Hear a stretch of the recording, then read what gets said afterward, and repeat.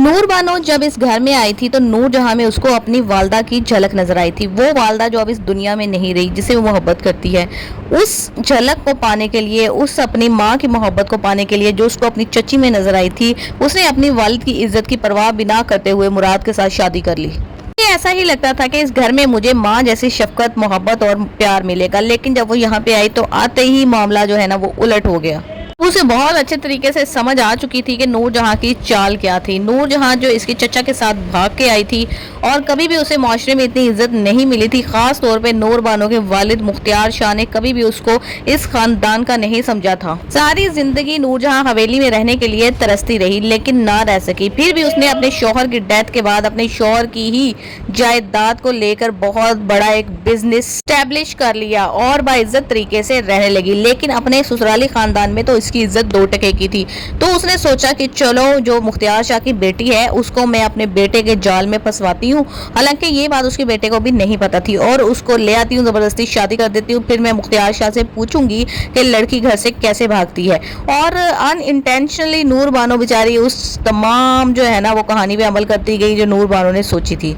और इसी बेखबरी में उसके वालिद भी मारे गए, लेकिन वो जाते जाते सारी कहानी इसको सुना कर गए और अब वो एक एक करके चुन चुन के इंतकाम ले रही है नूर जहां से। पहले उसने घर में से सुंबुल को निकाला, उसकी जॉब का अरेंजमेंट किया, उसको अपने घर में ले उसको एक बेहतर जिंदगी दी। फिर उसने खुद पर गोली चलवाई और इल्जाम हुनैद पर लगा दिया। हुनैद को जेल भिजवाया, उसको छुड़ाया, उस पर एहसान करवाया। इसी इल्जाम के अंदर दोनों भाइयों को लड़वा दिया बहुत ही अच्छे तरीके से। जब वो दोनों को लड़ते हुए देख रही तो उसकी आंखों में एक सेटिस्फेक्शन थी और नूर जहां की आंखों में एक खौफ था कि ये क्या हो रहा है, मेरे बेटे आपस में लड़ रहे हैं। फिर घर से जाते जाते जब वो नूर जहां के प्यारे बेटे हीरो मुराद को लेकर जा रही थी तो उसको कहा कि देखा तुमने किस तरह से मेरे वालिद को मेरे से छीना था, उसी तरह से मैंने तुम्हारा बेटा तुमसे छीन लिया, अब वापस लेकर दिखाना।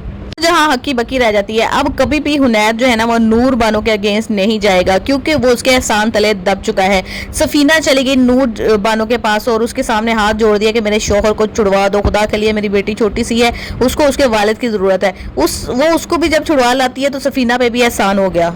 सफीना जो कि पहले ही नूर बानो को आइडियलाइज करती थी, वो समझती थी कि ये एक स्ट्रॉन्ग औरत है और ये हमारा बदला जरूर लेगी, हमें इंसाफ जरूर दिलवाएगी। वो और भी ज्यादा उससे मोहब्बत करने लगेगी और कभी भी नूर जहां के घर में रहकर भी वो उसके अगेंस्ट नहीं जाएगी।